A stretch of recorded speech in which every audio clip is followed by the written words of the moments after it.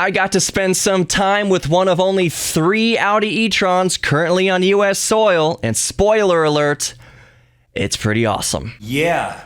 This is Geek Therapy Radio. What are we waiting for? And now your mental curator, Johnny Hamburger. First things first, this is not a comprehensive review.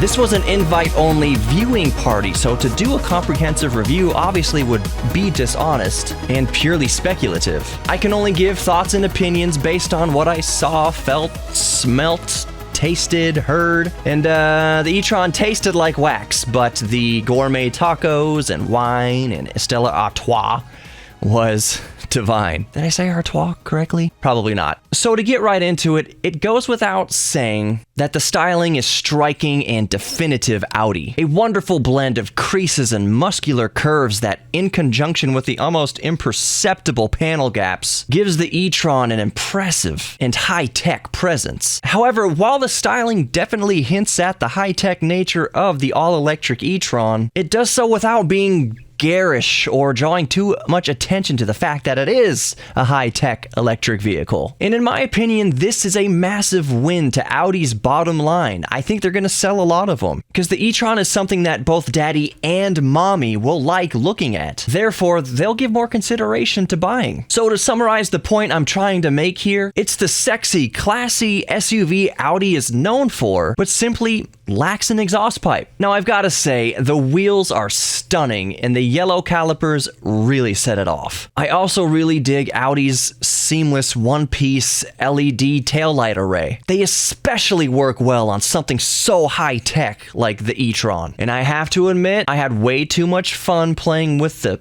soft closing automatic doors. I'm a geek. I'm allowed. Have you seen how thick my glasses are? Now those doors afford effortless ingress and egress from the e-tron's amazing yet extremely comfortable interior. And in a welcome move, the interior, despite being in such a high-tech, state-of-the-art vehicle, is smart yet easy to navigate. It reminds me of the Starship Enterprise. And if I had an e-tron, I'd totally get custom plates with NCC-1701D. You know I would. I'd pretty much have to, because I hope it comes across my camera's crappy microphone, but engaging the e-tron even sounds like the freaking Enterprise. Where are they taking it? We gotta get this thing out of the way. Is that the car making noise? Yep, that's what it sounds like. Oh, that's sexy. It sounds like the Enterprise. Doesn't it? Holy crap.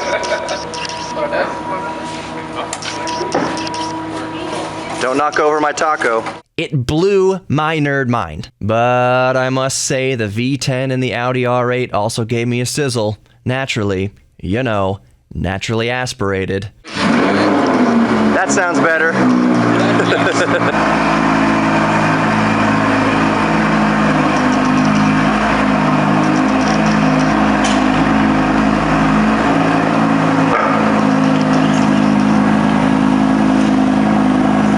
Mother of God. With any electric vehicle, the biggest concern on the average consumer's mind is going to be range anxiety. Now, while there are no official US figures for the e-tron's range, we can extrapolate from the European tests to safely assume it's around 250 miles of range on a 100% charge.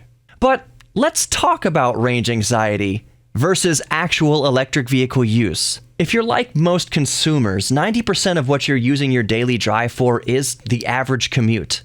That is to say, 90% of the time, day to day, you're never gonna come close to depleting the capacity of your gas tank or your battery. With the e-tron, you're going to plug it in every day anyways, just like you plug in your smartphone. And just like your smartphone, every time you go out to the e-tron, it's going to be at 100% capacity to easily get you through the whole day. So again, when it comes to 90% of your commuting, you're not going to come close to depleting the e-tron's batteries. With a gasoline vehicle, you're filling up the tank once a week or so right now anyways. With the e-tron, it's topping up every single day. With a gasoline vehicle, it'd be like the gas fairy visiting you every night to top off your tank. The difference is, with the e-tron, it's only going to cost you a few quarters to top up your car every day versus a gasoline vehicle, which will cost you a few dollars. Now, we can't talk about commuting being 90% of the vehicle's usage without talking about the other 10%, long-range road trips. What about cruising the interstate? Well, glad you asked. While even in late 2018, early 2019, range anxiety is all but eliminated if you live in a major city because we have rapid charging stations all over the place, here in Houston and San Antonio and Los Angeles and New York and Phoenix. If you live in a big city, you're never going to be that far from a fast charger. But we are a nation of road trippers. We like knowing that we can easily drive coast to coast on a whim. Not that we'd actually do that every day, but we like knowing we could.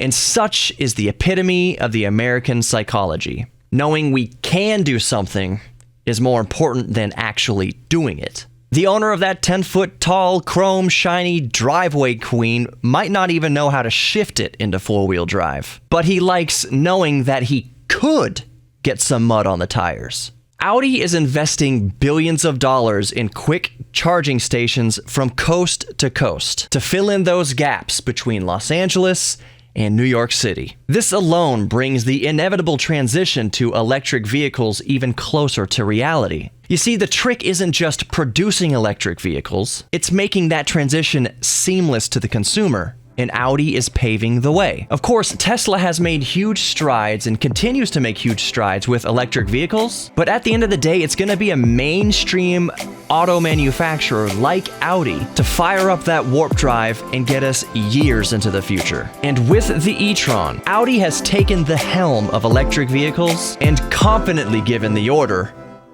engage.